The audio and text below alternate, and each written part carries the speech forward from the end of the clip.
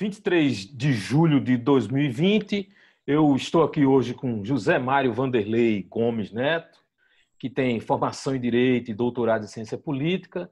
Zé Mário é professor da Universidade Católica de Pernambuco e pesquisador da área de judicialização, ativismo político, esses temas transversais à ciência política e ao direito. Zé Mário, particularmente, é minha bola de segurança quando o assunto é direito e política. Nosso objetivo hoje aqui é uma conversa, né? Muito mais uma conversa sobre o Brasil atual e algumas questões referentes ao STF, ativismo político e esse governo que está aí.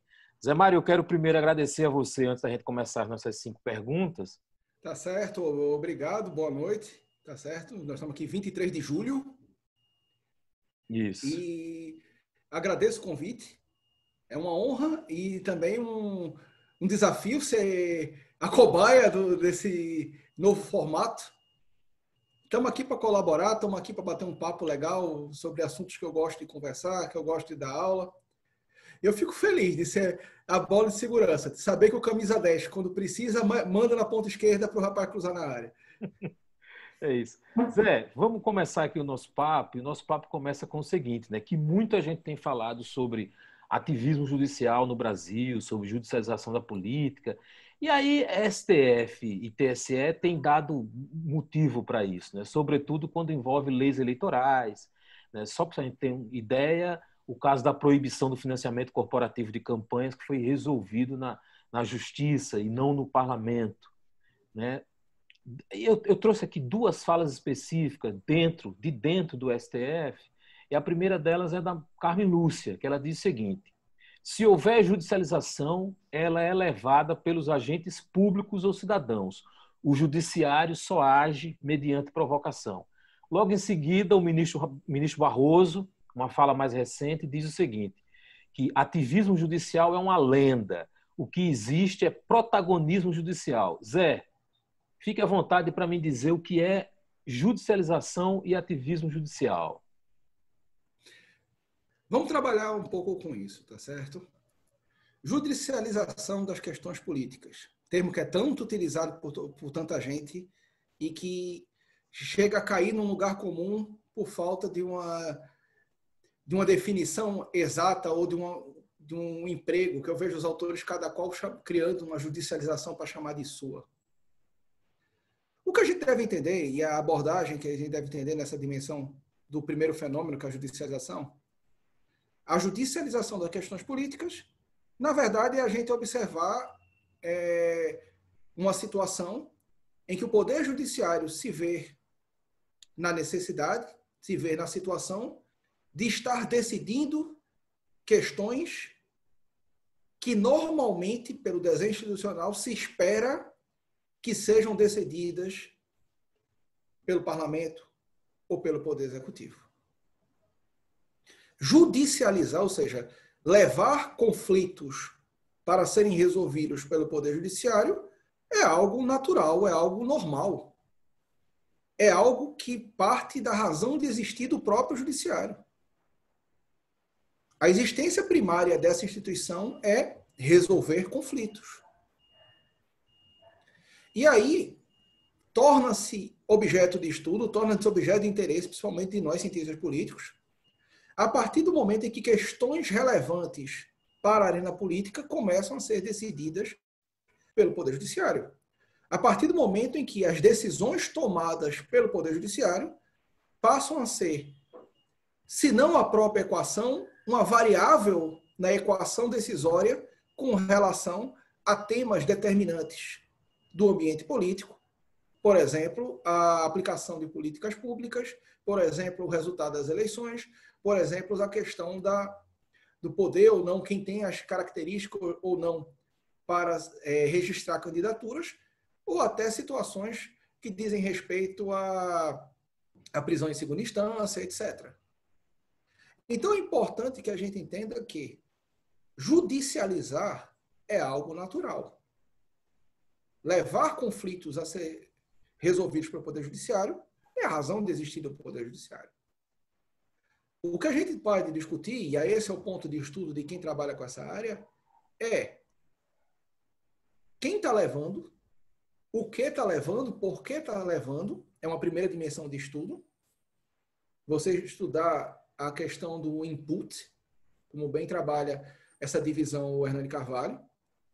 Então, você estudar como essas questões chegam ao Poder Judiciário, que normalmente não chegariam, quem está levando, por que está levando, e em que circunstâncias está levando. É importante, por exemplo, um trabalho nosso que foi publicado na revista América Latina Oi, de Salamanca, ela mostra, por exemplo, que há uma iniciativa muito grande de judicialização de questões pela Confederação da Indústria. Só que a Confederação da Indústria é um dos grandes perdedores no Poder Judiciário. Mas a curva é sempre ascendente.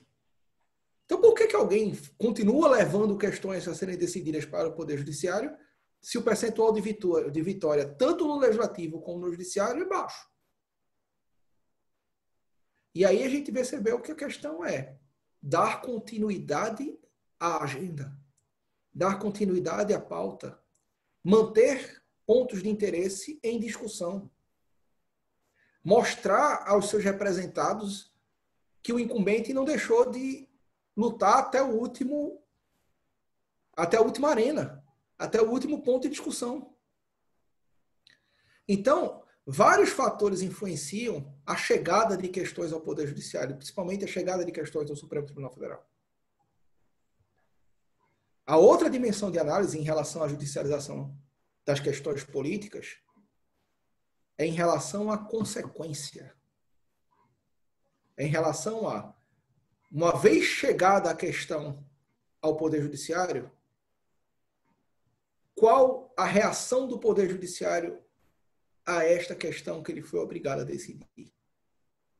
A ministra Carmen Lúcia está certa no que ela diz. Isso tem que ser interpretado dentro de uma ótica institucional. O Poder Judiciário ele não é proativo. Mais uma vez, citando Hernani Carvalho, o Poder Judiciário ele é reativo. Para que o Poder Judiciário atue em relação a uma questão, é necessário que ele seja provocado a decidir. Muitas das vezes a gente reclama com a decisão que ele tomou. Mas muitas das vezes o ente que está reclamando foi o próprio que provocou a decisão. Só que ninguém se mostra satisfeito com a decisão contrária aos seus interesses. Eu vou dar um exemplo aqui em relação a isso. A Confederação Nacional da Imprensa entrou com uma ação de constitucionalidade no Supremo, faz muitos anos isso, para discutir a questão da necessidade de curso superior para o exercício da atividade de imprensa. Na verdade, era um lobby das instituições de ensino, conjuntamente com as representações sindicais dos jornalistas, para que a atividade de imprensa fosse atividade exclusiva de jornalismo. Exclusiva do bacharel em comunicação. Entraram com ação direta. O Supremo foi obrigado a julgar. E aí o que aconteceu foi que, por maioria de votos, o Supremo votou contra os interesses da Confederação Nacional de Imprensa, no sentido de que limitar a atividade de imprensa apenas aquelas pessoas formadas em jornalismo, formadas em comunicação social, violaria a garantia constitucional da liberdade de expressão. E seguir essa linha a partir de precedentes que já tinham sido construídos numa época passada pela Suprema Corte norte-americana. Aí eu me lembro que já era professor da Católica nessa época, lá da Unicap, que é o equivalente à PUC de Recife, que a coordenadora do curso de jornalismo me procurou e disse: olha, os seus amigos lá do STF resolveram interferir na profissão dos outros. Eu virei para ela e disse: não, doutora, a história é outra. A sua representação sindical provocou eles a decidir sobre um assunto que eles não iam se pronunciar, mas que o Congresso estava demorando a votar uma lei de interesse da Confederação Nacional de Imprensa. Aí tentaram dar um bypass no Congresso. Foram direto ao STF, só não esperavam que a decisão fosse contrária ao seu interesse. Então você tem uma situação em que, quando se decide um conflito, todo conflito tem duas partes. Todo conflito tem um autor e um réu. Mesmo os conflitos de controle de constitucionalidade, de revisão judicial concentrada, você tem aquele ente responsável por editar a lei e você tem aqueles que não gostaram da lei que gostaria que ela fosse bloqueada, suprida, que tivesse seus efeitos retirados. Então sempre vai haver vencedores e perdedores. E aí sempre o vencido vai se queixar. O judiciário está interferindo, mas ele foi levado a interferir. Ele foi convocado a interferir através de alguém que levou aquela questão ao Poder Judiciário, que judicializou aquela questão. Então é importante que a gente tenha essa noção. Porque muitas vezes se diz, o Judiciário está decidindo questões que não deveria decidir. E várias vezes eu questionei, as pessoas ficaram meio sem sentido, porque não esperavam uma resposta. Eu disse, e quem é que está levando essas questões para ele decidir? Por que ele está decidindo? Porque o culpado pela decisão não é ele. Ele não toma a iniciativa de iniciar os processos. E esse é um ponto importante para se discutir. Isso aí você termina exatamente com a nossa segunda questão, né, desse momento aqui, que é o seguinte. Tem-se a impressão de que o judiciário brasileiro tem uma porta muito larga, né, que permite que processo chegue até a corte mais alta, o que forçaria a judicialização, ou é outra coisa, né? Ainda estamos numa fase de baixa qualidade institucional, ou seja, questões institucionais dos órgãos, das próprias instituições, não estão resolvidas ainda e aí eles tendem a buscar a saída no judiciário? É isso? Ou não é nada disso? Eu acho, inclusive, uma soma dos dois. Tá certo? Mas eu acho que não é apenas o acesso que é muito fácil. Porque a gente tem vários outros países em que o acesso é semelhante. Toda a Europa, boa parte da América Latina, o acesso é semelhante. Mas isso não implica necessariamente num protagonismo. Tá certo? E aí, antes de responder essa segunda questão, eu vou retomar a primeira, que eu não tinha terminado ainda, que eu ainda não falei em relação à explicação do ativismo. Isso. Que aí, o ponto que eu queria trabalhar contigo era ver o seguinte. A segunda dimensão é a resposta que se dá. Nem toda resposta em que o Poder Judiciário interfere nas questões políticas necessariamente é ativismo. Por quê? Se o Judiciário não decide, ele está indo contra as suas funções institucionais primárias. Ele existe para decidir. Então é muito importante que a literatura, quando vai analisar isso de forma correta, não fica se apegando a determinados casos. Esse é o grande erro da literatura brasileira. Se apega a casos em que o Supremo foi ativista para afirmar que ele é ativista. Ou se apega a casos em que o Supremo foi autocontido para afirmar que o Supremo é autocontido. Ou vai para questões em que ele simplesmente foi árbitro do conflito, onde ele é obrigado a decidir. E nas situações em que o Supremo, ou o Poder Judiciário em geral, atuou como árbitro, chega e diz, ele foi ativista. Não, ele simplesmente decidiu. Ele tinha que dar um sim ou não. É constitucional ou não é constitucional. Ponto. Então vejam que são 3 respostas que podem surgir. Resposta primária, que é atuar como árbitro. Resposta como ativista ou resposta como autocontido. E aí, mais uma vez, recorrendo a Hernani Carvalho e a Oscar Vilhena, eu mostro que, por esse argumento, a gente tem que o Supremo não é nem ativista, nem árbitro, nem autocontido. O Supremo, como instituição, ele é seletivo e age de forma estratégica. É um órgão colegiado, composto por diversas faces monocráticas, e depois eu falo dessa questão da pulverização decisória, mas que este órgão colegiado, essa soma de decisões individuais, caso a caso, dependendo dos estímulos internos e externos de caso a caso, e isso aí é comportamento estratégico racional, decide ser árbitro, como ele deve ser, decide ser ativista ou decide ser autocontido. Então, quando ele simplesmente decide, declarando a norma constitucional ou inconstitucional, esse é o papel de árbitro. Esteja o executivo feliz ou não com a decisão, esteja o requerente feliz ou não com a decisão, o judiciário fez o que ele tinha que fazer.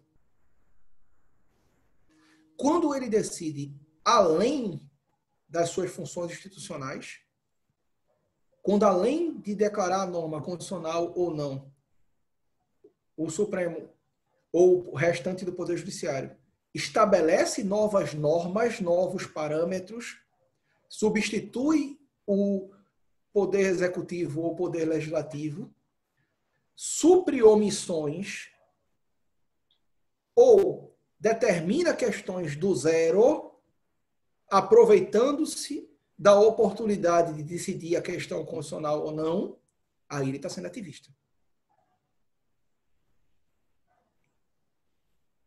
Então, quando o Supremo julgou a questão relativa à reserva Raposa Serra do Sol, e além de declarar inconstitucionalidade ou constitucionalidade da norma, o Supremo foi além e estabeleceu os próprios critérios de demarcação, ele substituiu o INCRA. Ele substituiu o IBAMA. Ele substituiu o Congresso. Aí ele foi ativista.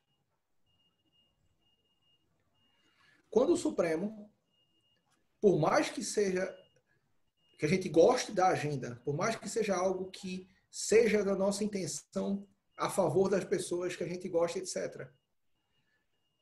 Mas quando o Supremo realiza uma agenda indo além das suas atividades, ele está sendo ativista. Então, por exemplo, quando o Supremo julgou constitucional o casamento homoafetivo, ele foi além. Ele estabeleceu as regras de como atuar. Ele legislou. Esse é o ponto. Recentemente, quando o Supremo criminalizou a homofobia, ele também foi além das suas atividades. Quando julgou a questão da... Essa é uma que pouca gente lembra. Quando o Supremo julgou a constitucionalidade das normas que estabeleciam, por exemplo, a logística reversa dos pneus, uma questão de direito ambiental,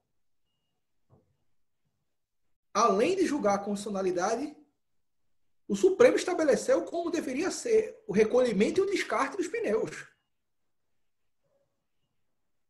Isso é ativismo. Então, não é uma linha tão tênue como as pessoas pretendem colocar. Eu não sou ativista apenas quando eu contrario os seus interesses ou quando eu não colaboro com o Poder Executivo. O Supremo não está aí para colaborar com o Poder Executivo. Embora dados coletados sobre o comportamento acessório do Supremo mostram que na série histórica de 1989 até hoje, predominantemente o Supremo foi colaborativo com o Poder Executivo. Predominantemente no seu papel de árbitro, quando ele atuou como árbitro, quando ele apenas decidiu os conflitos, na maioria dos casos o vencedor foi o Poder Executivo. Zé, você tocou num outro ponto importante aí, ainda não é a nossa terceira pergunta, mas tocou num ponto importante, que é quando o Supremo toma a frente e tem decidido sobre questões, casamento de pessoas do mesmo sexo, casamento... enfim, esses pontos mais progressistas, para a gente isso é muito bom. Ou seja, nós pensamos como progressistas, entendemos a liberdade e a individualidade dos indivíduos, achamos isso muito bom. O ruim, o meu medo é que esse comportamento do judiciário... Mas esse é o ponto. A gente acha muito bom o resultado. Isso. Mas desde essas primeiras decisões, que eu me atrevia a criticar, não o resultado. O resultado eu não critico, pelo contrário, é algo desejável pela sociedade. Exatamente. Mas eu critico a metodologia. Eu critico a maneira como as decisões são construídas, de forma ampla e de forma elástica. Mas eu tenho um outro ponto aí, Zé. O ponto que eu quero colocar é o seguinte: todo mundo aplaude quando esta metodologia é utilizada para realizar a agenda progressista. E quando essa mesma metodologia começar a ser utilizada para realizar a agenda conservadora? Esse é o ponto. Essas pessoas vão continuar aplaudindo? Porque Esse o é o meu ponto. argumento, que eu já escrevi várias vezes, é que o problema desse caminho ativista que foi encontrado no STF é que é uma via de mão dupla. E é uma via de mão dupla extremamente frágil, porque depende apenas de composição do Supremo. Queira ou não, o Supremo é um organismo estável, mas é um organismo estável que tem uma certa renovação. Então, dependendo das novas composições de maioria, e essas composições de maioria elas variam muito, porque está muito fragmentada a composição decisória do Supremo. O Supremo não é feito a Suprema Corte Americana, que você tem uma clara divisão em blocos a partir de liberais, conservadores e aquelas pessoas que são meio a meio, dependendo de qual seja o assunto. Lá o cálculo é um pouco mais fácil do que o nosso. Isso. Aqui a gente não tem como, e aí tem vários estudos provando isso, por exemplo, o estudo do Jefferson Mariano, o estudo de outras pessoas, que mostram que, na hora de compor as maiorias, a ideologia, a questão partidária, influencia quase nada. O que influencia, na verdade, são os interesses estratégicos individuais de cada ministro.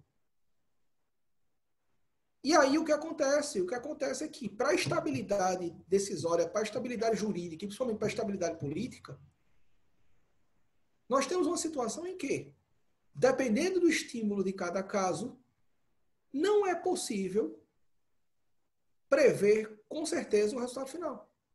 Dependendo do estímulo do caso, e ainda temos uma outra variável aí, que é o comportamento autocontido.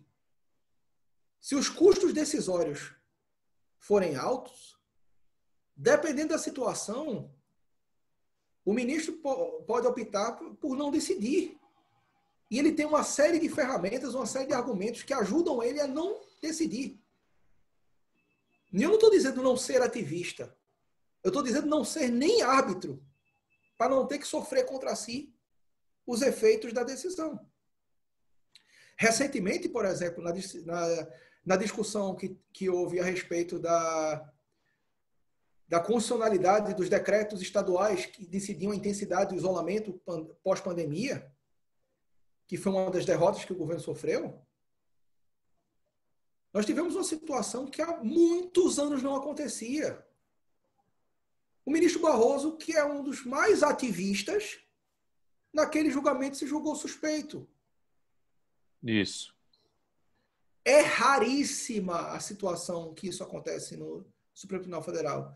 E em outras situações em que era clara a situação de suspeição, o ministro não reconheceu. Então, por exemplo, houve situações em que o advogado da parte era afilhado do ministro.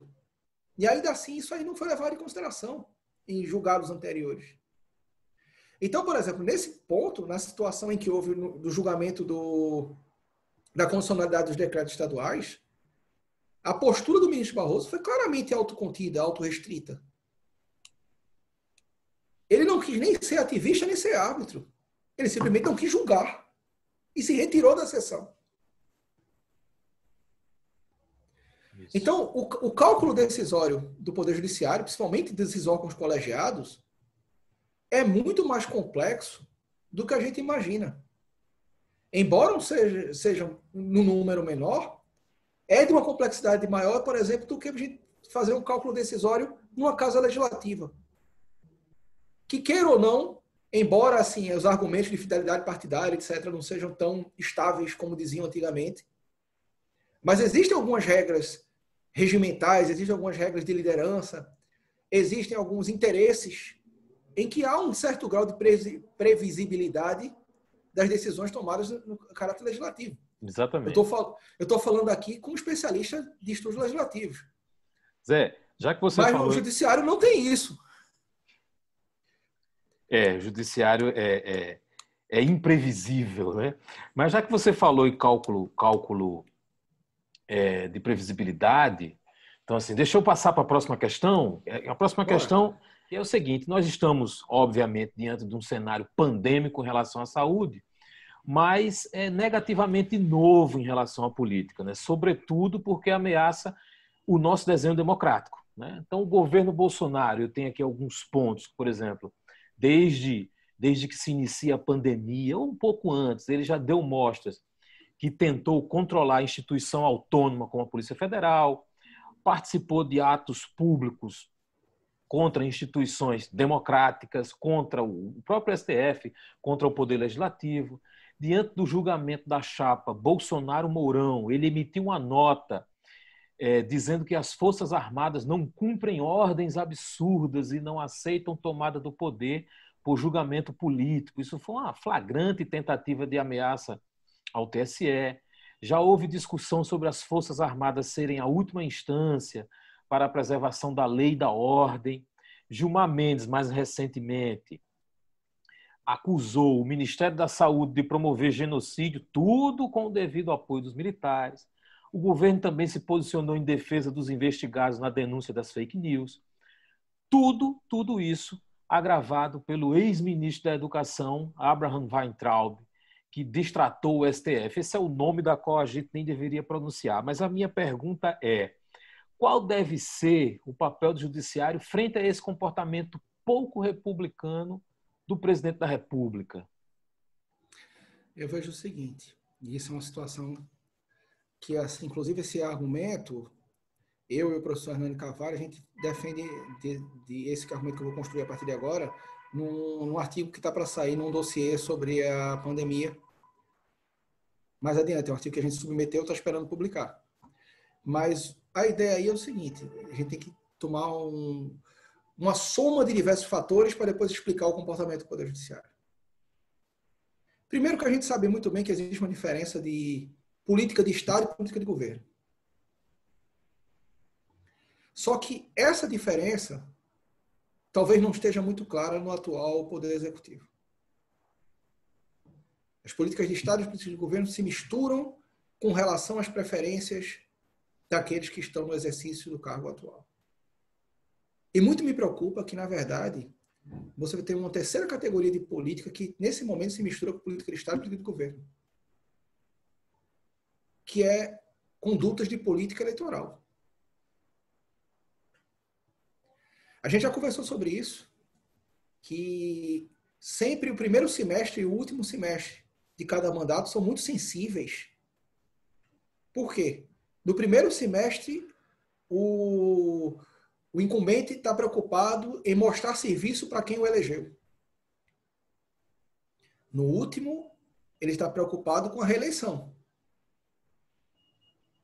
Não, nesse momento, as políticas de governo e as políticas de Estado são substituídas temporariamente pela política eleitoral, caso ela coincida ou não com as políticas de Estado e a política de governo. Então, o primeiro ponto que eu quero levantar é que a impressão que me passa é que o Poder Executivo Federal atual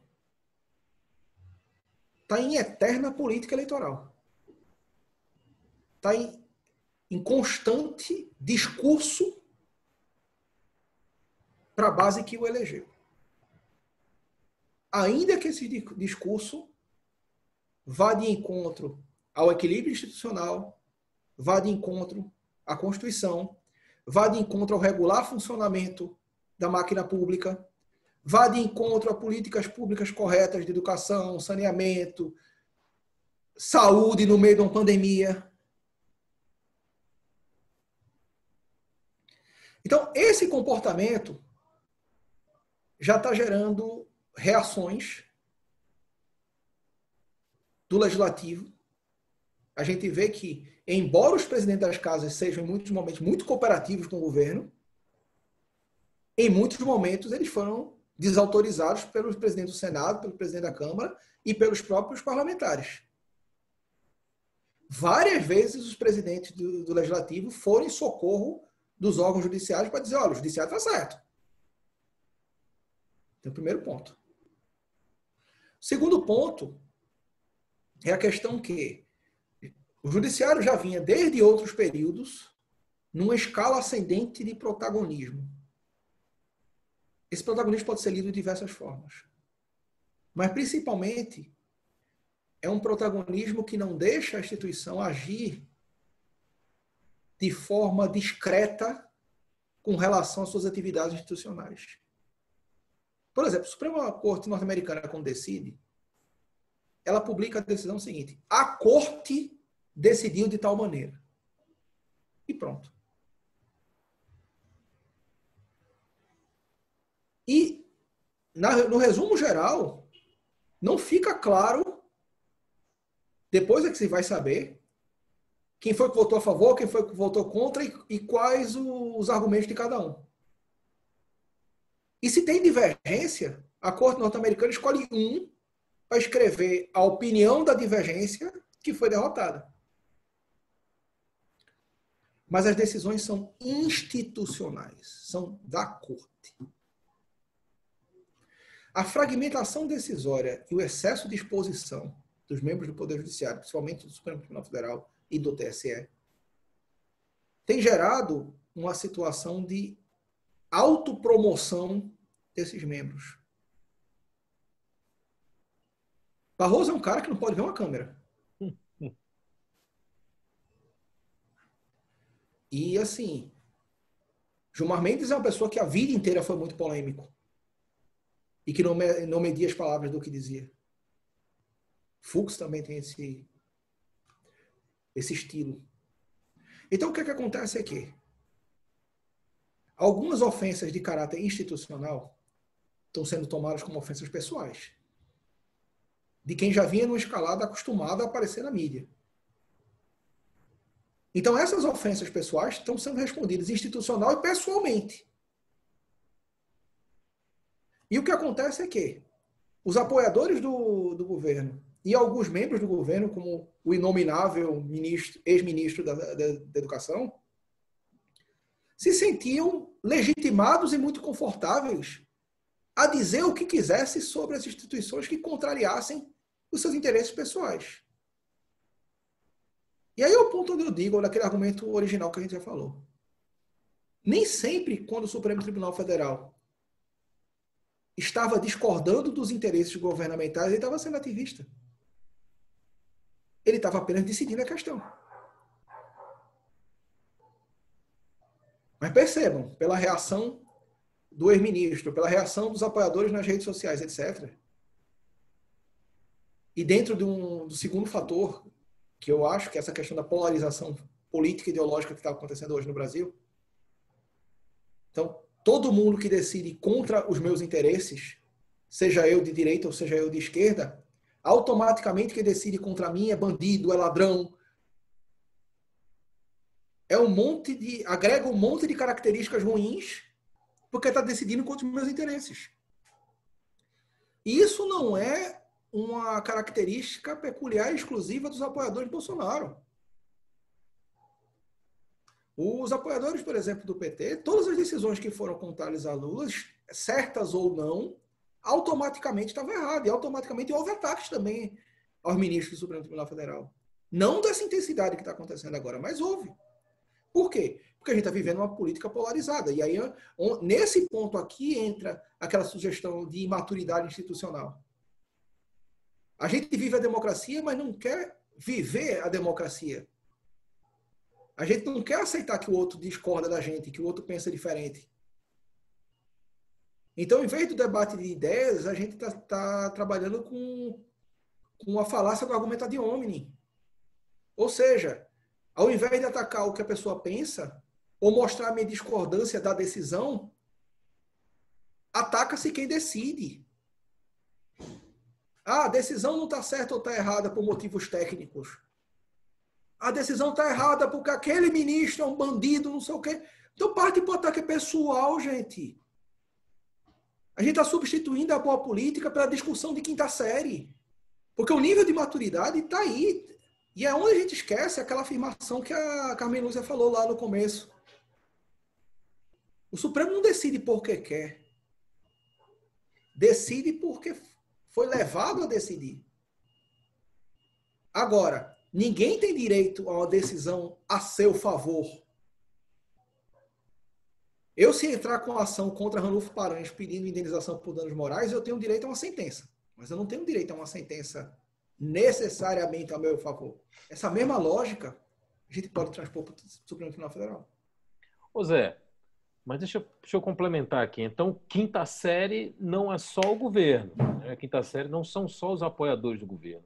Os próprios representantes da justiça também têm um comportamento de quinta série. Em alguns momentos, sim, e também o pessoal, os apoiadores da esquerda, em alguns momentos também. Eu estou dizendo que está faltando uma maturidade institucional geral, generalizada. Ah, ok. Então, ou seja, o resumo nosso aqui é... A gente está vivendo uns 30 anos de democracia retroativo.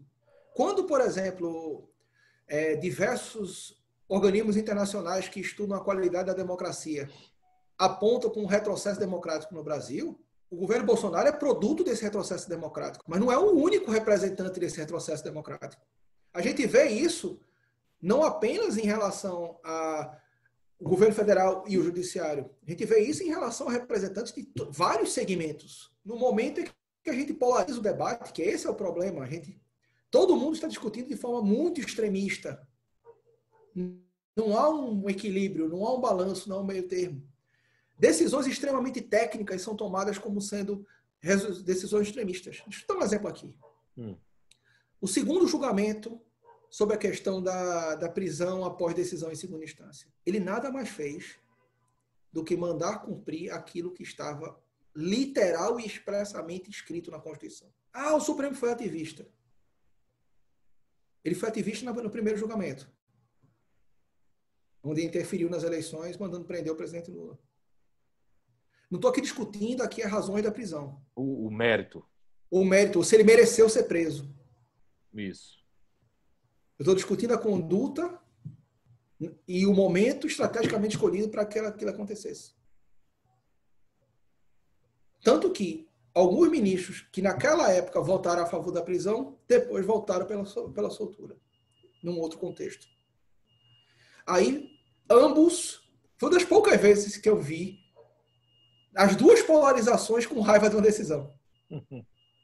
A esquerda e a direita esculhambando a decisão. Foi. Porque se você prestar bem, atenção, todo mundo só criticou o resultado e não o meio, gente. Não a tecnicidade. Se fosse uma coisa fácil, todo mundo faria. É uma decisão extremamente complicada e difícil. Rigorosas repercussões. Então, eu já falei isso, por exemplo, numa entrevista anterior que eu dei lá na Rádio CBN. De que a restauração da proibição da prisão antes do trânsito em julgado, tal como está escrito na Constituição, não foi uma presunção de inocência para o Lula. A restauração daquela garantia não automaticamente disse o Lula é inocente. Não. A restauração daquela garantia diz o seguinte: sob este motivo ele não pode ser preso. Da mesma forma, aqueles que foram se sentirem injuriados porque a questão extrema, que ver o maior representante da esquerda preso foi uma vitória para os extremistas de direita, começaram a ver, então esses bandos de juiz, bandido, não sei o quê, mandou soltar o bandido. Não mandou soltar o bandido. Eles não tinham escolha, eles mandaram libertar alguém a partir do que está escrito na Constituição. E nesse momento atuaram como árbitro. O erro esteve no primeiro julgamento, que pressionados pela proximidade das eleições e não serem acusados depois de omissão, é que eles foram ativistas e julgaram por uma interpretação contrária àquilo que estava literalmente escrito na Constituição. Vamos falar do inquérito das fake news, né? O inquérito que foi iniciado por decisão do Toffoli em março de 2019. Ele apura ataques ao STF e aos ministros por meio de notícias falsas, calúnia, ameaça. Né? Nos últimos meses, os apoiadores e aliados do presidente da República foram alvo de busca no âmbito da investigação. Esse inquérito, que hoje é conduzido pelo ministro Alexandre de Moraes, que durante o julgamento disse que os ataques que a corte vem sofrendo não são liberdade de expressão, e sim bandidagem.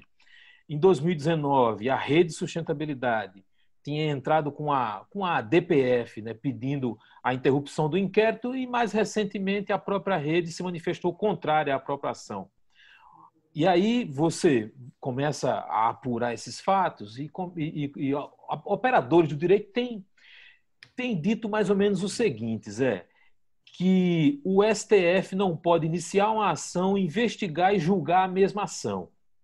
Bom, mas o cenário é outro, o cenário político diz outra coisa, né? Então, a minha pergunta para você é: esse é o tipo de processo que a gente sabe que a justiça está ultrapassando os seus limites, né? Mas mesmo assim concordamos perigosamente que o processo continue, ou você acha que essa linha nunca, jamais deve ser ultrapassada? A gente tem que prestar atenção aí que tem um pouco de uma coisa e um pouco da outra nessa construção, assim. Nesse caso aí, a gente tem que ter uma resposta ponderada. Por quê? Primeira coisa, o STF não pode iniciar uma ação. E ele não iniciou. Isso é um inquérito, uma fase de investigação.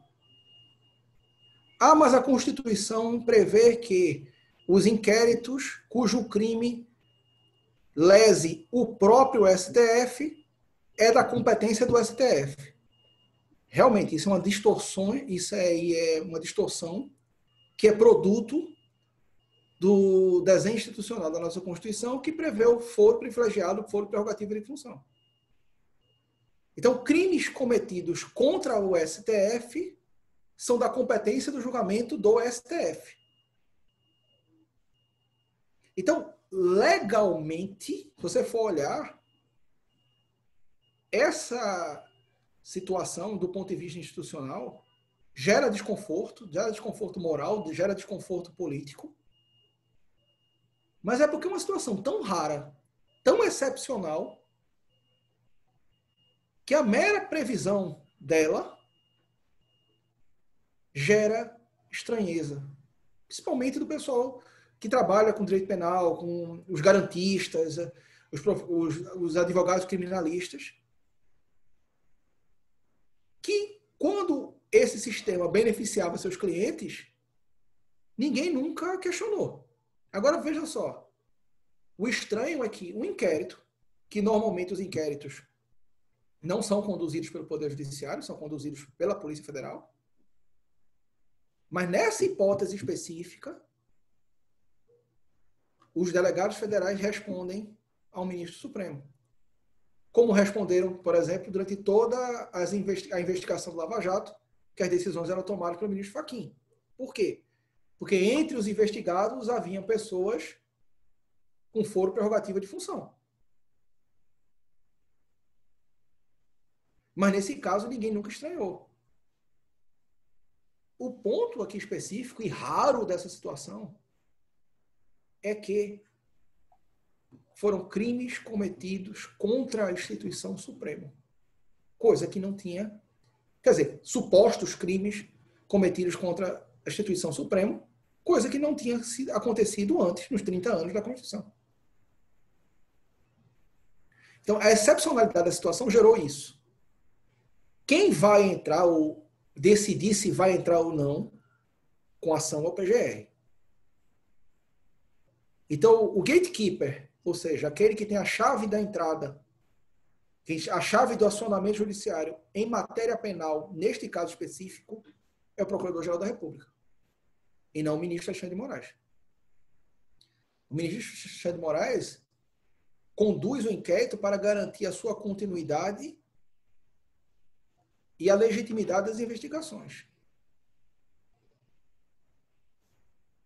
Mas aí vai embora a segunda falácia sobre esse assunto. A decisão da abertura ou não de ação penal, seja contra quem for, é do Procurador-Geral da República. Eu acho que aí, Zé, foi bastante esclarecedor isso que você falou a respeito desse Agora, processo um da ponto que eu acho em que o pessoal entre os penalistas tem uma certa razão é o fato de que, como o Poder Judiciário é diretamente interessado como sendo vítima, aí neste caso, eu também entendo que o ministro Alexandre de Moraes, como está conduzindo a investigação, ele não deveria participar depois do julgamento. Na minha opinião específica, eu acho que, se depois de concluído o inquérito, o PGR decidir entrar com ação penal, a partir desse momento, o ministro Alexandre de Moraes, por uma questão moral, de independência e imparcialidade, como ele conduziu a investigação, ele deveria se retirar do julgamento e o julgamento ser realizado pelos outros 10. E aí, infelizmente, como eu já te falei, raras são as situações em que os ministros reconhecem seus próprios limites, suas situações de impedimento de suspeição. Raro é esse momento que a gente vem vivendo, né? Pois é, não temos como prever. É. Assim, embora o ministro tenha se mostrado nos últimos tempos com grande protagonismo, pode ser que aconteça uma situação rara. Como, por exemplo, recentemente o Barroso se declarou suspeito para não julgar a questão do federalismo relacionado às medidas de isolamento. Quem sabe se o ministro Alexandre de Moraes, de repente, não resolve fazer o que todo mundo está esperando que ele faça, mas não acreditando que ele faça, que é se retirar do julgamento. O que daria total uma legitimidade para o que for resolvido depois. Ah, o STF investigou e julgou. Não. Um dos membros do STF conduziu a investigação e os outros julgaram. Esse seria talvez o cenário em que... Esse seria talvez o melhor cenário. Não sabemos se vai acontecer. Certo. Deixa eu lhe fazer a minha última pergunta, que é o seguinte. Imprensa, boa parte da sociedade está em compasso de espera, porque nós temos pelo menos 2 inquéritos, né? Um que apura a interferência do presidente Jair Bolsonaro na Polícia Federal, aquela denúncia do Sérgio Moro. Na verdade, ele não fez a denúncia, né? Ele falou e depois isso terminou virando inquérito. O segundo é esse das fake news, que a gente acabou de conversar, né? Cuja investigação tem proximidade ou ligação mais ou menos direta com o presidente da República ou com o próprio filho dele, o Carlos. Não me pergunto qual é o número dele, eu nunca sei. Mas acho que esse é o 03, que é o que é vereador. Eu não sei, eu nunca sei. Me recuso, inclusive. Eu memorizei por causa dos cargos. Mas a minha questão aqui... O 01 é deputado, o 02 é senador e o 03 é vereador. Essa é uma relação mnemônica que você fez dentro da cabeça. Mas a minha pergunta aqui é aquela que todo mundo, pelo menos nós, cientistas políticos, sempre fugimos, né? Que é a pergunta de futurologia. Zé, o que podemos esperar do STF? É que a corte vai dar troco, que vai atuar de forma mais severa nesses processos, mais céleres, ou não? O que você acha que vai acontecer aí? Essa é a opinião pura de futurologia. Mas, assim, ela vai entrar a resposta. Eu acho que como a gente sempre foge dessas perguntas, futurologia tem muito de chute, tem muito de... Nós não temos modelos de probabilidade aqui, nem dados que possam indicar para isso. Mas, assim, podemos dizer, de certa maneira, pelo que eu vi nas recentes derrotas do governo, e que, olha aqui, foram derrotas em situações que não eram necessariamente esperadas. Por exemplo, a tese de doutorado do Leon Barbosa mostra que, em questões federativas, o Poder Executivo Federal é um grande vencedor no Poder Judiciário. Então, aquela derrota do governo federal na questão do isolamento pró-governadores, aquilo ali foi algo, a princípio, inesperado. E as outras derrotas que ele vem sofrendo, a princípio, também foram inesperadas. E eu fui atrás de ver quais eram as características daqueles litígios, quais as circunstâncias específicas dali, para se formar uma maioria contrária aos interesses do governo. E aí, ali eu estou vendo uma soma de fatores.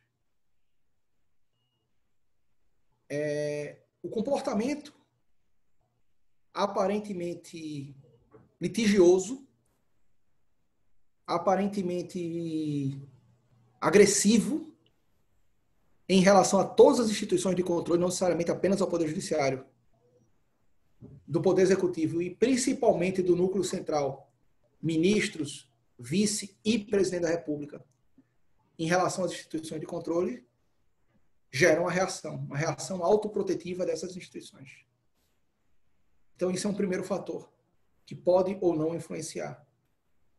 Já influenciou nessas outras situações de derrota. Então, atacar a instituição que está exercendo o controle não é uma estratégia para evitar o controle. É uma estratégia para buscar o apoio popular daqueles grupos que correspondem à sua sustentação eleitoral.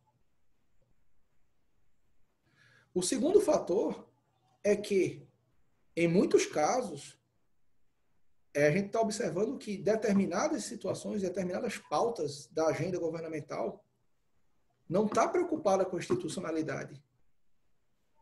Em várias situações, mesmo contrária a pareceres da Advocacia Geral da União, mesmo contrário à advertência dos ministros de Estado, mesmo contrário a advertências do presidente da Câmara, presidente do Senado, o governo insistiu em pautas em que sabia que iria perder, porque serão pautas contrárias à institucionalidade. Mas há uma visão muito presa de que estou legitimado pelas urnas e a institucionalidade não me interessa. E essa visão é um segundo fator que pode levar ao crescimento de decisões contrárias, independentemente de quem seja quem está decidindo. E o terceiro e último fator é o seguinte: a gente está vivendo um período de pandemia. A gente está vivendo um período de necessidade de decisões rápidas, de decisões pautadas em critérios técnicos e decisões pautadas em ciência. E aí é que está. Qualquer decisão governamental que for contrária neste momento à boa governança, que for contrária a critérios técnicos, que for contrária à ciência, tem uma enorme chance de sofrer controle institucional, não apenas do Poder Judiciário, mas do Tribunal de Contas, do Congresso Nacional, de todas as outras instituições dentro do sistema de freios e contrapesos. Por quê? Porque a pandemia está colocando todo mundo numa situação acuada, numa defensiva. Então, situações fora da pandemia, em que talvez não houvesse o controle, que talvez houvesse uma autocontenção maior, que talvez o judiciário, como já fez em outros momentos, segurasse o processo para deixar para julgar só depois que a situação tivesse resolvida. E isso o Supremo Tribunal já fez muito. A soma desses três fatores que eu descrevi para você corrobora para uma tempestade em que, nessa tempestade, muitos raios podem cair no Palácio do Planalto. Esse é o pouco de exercício de futurologia que eu posso passar para ti. Bom, como nós não estamos lá e não precisamos de guarda-chuva, Zé Mário, eu quero agradecer muito. Muito obrigado. Valeu, cara. Valeu pelo convite aí. Valeu pela audiência de quem está assistindo a gente, certo? E espero que a gente possa ter contribuído de alguma forma, de maneira simples, pela abordagem da ciência política, pela abordagem neutra, que não tem compromisso com o partido A ou partido B, e sim com o funcionamento das instituições, a gente possa estar ajudando as pessoas a entender como o Estado funciona, como as instituições funcionam, como os governos funcionam e a importância de se saber onde a gente está inserido. Bom, mais uma vez, obrigado, Ranulfo, e estou aqui à disposição para outras vezes estar aqui para conversar contigo.